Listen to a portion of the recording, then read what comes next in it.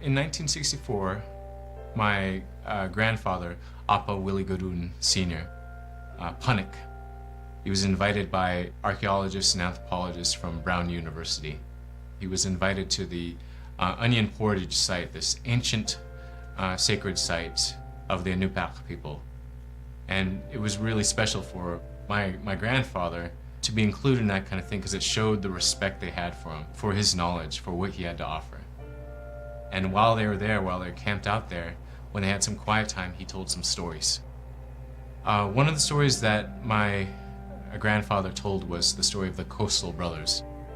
These two brothers, they have their own particular skills. They go out to the Noatak River area and they go to try to challenge and hopefully defeat this giant mouse who is destroying everything in its path. The development team really took a great interest in the story that my grandfather told because it really enhances those themes that we found in Never Alone. One of interdependence, another of Inupiaq values, love of our elders and of our land and of our traditions. I mean, it helped to really bring that out, and so that's one reason why it really captivated the interest of the team.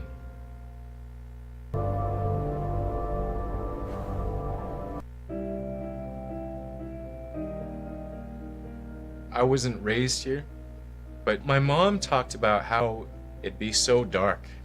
Yeah, it was dark in the wintertime.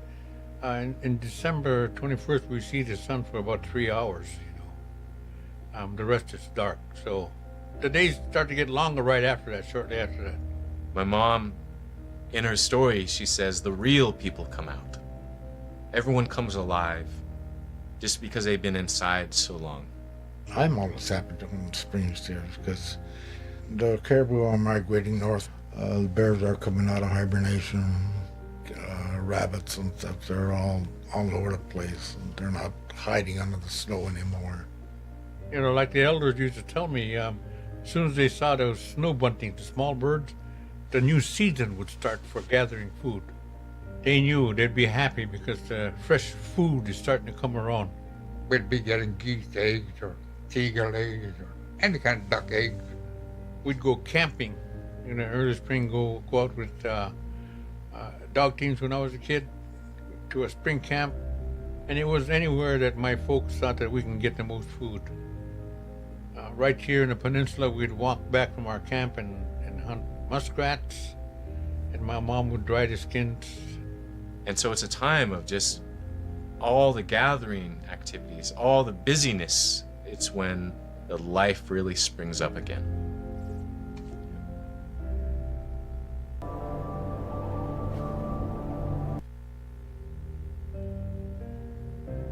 Because we're all Inupiaqs, upriver, along the coast, I'm considered coastal. Tareemi means I'm next to the ocean. Kumi is up the river. And I'm proud to be a Tareemi because I can hunt out there where those guys can't.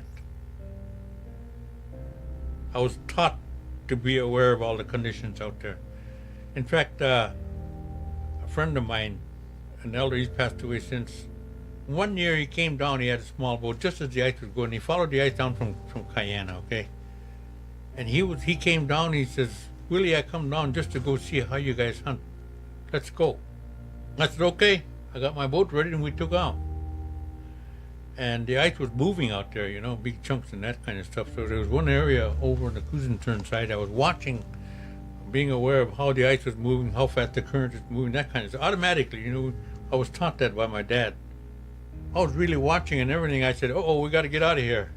And he looked at me and said, how come? I said, our way to get out of here is closing up. So I took off. And he was right behind me. I went through okay, and then he went through, and he said he looked back after we went through, and the ice came up. It came together and came up like that. And he shook his head when we came back, and he said, I will never question the price of seed oil again. I see the danger you guys go through. If you don't know what you're doing, bad things can happen to you out there. Yeah. That's a great story. Well, it's the truth, Yeah. what I went through.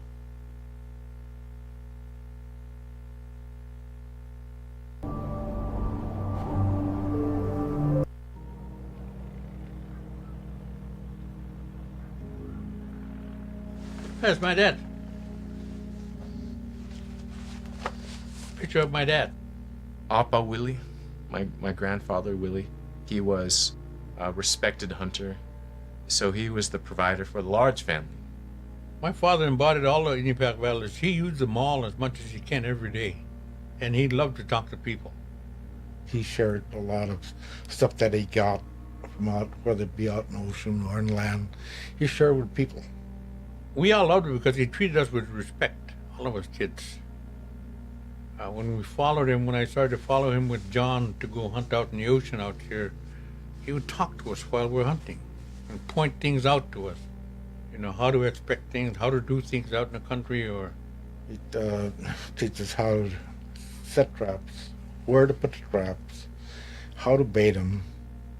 My dad was born and raised in Selwick. He grew up in springtime and summertime using a kayak. And they can go on days on a kayak. So, he taught us all that about hunting seals, bearded seals, and then hunting beluga also. You know, he showed us how. I never forget my dad. Every time he said something, I honor what he say. I remember he'd wake me up after early in the morning, 5 o'clock, when it's still dark. He'd kiss me in his cheek, wake me up. I remember he said, "Bye, John, you behave now." I'll never forget that. So one day he did that. He said, "If anything happened to me, I want you to take care of Mom," like I did. But I see the affection there and the bond he had with me. He taught me.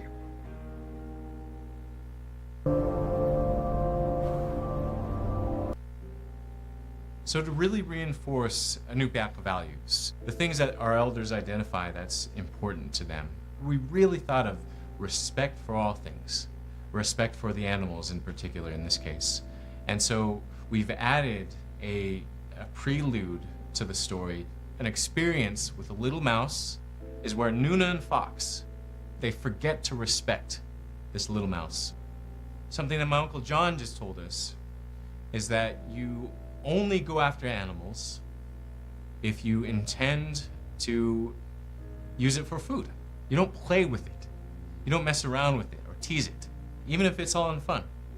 Well, once Nuna and Fox defeat the giant mouse, that's when they learn their lesson, where the mouse comes back to them, their little mouse, their friend.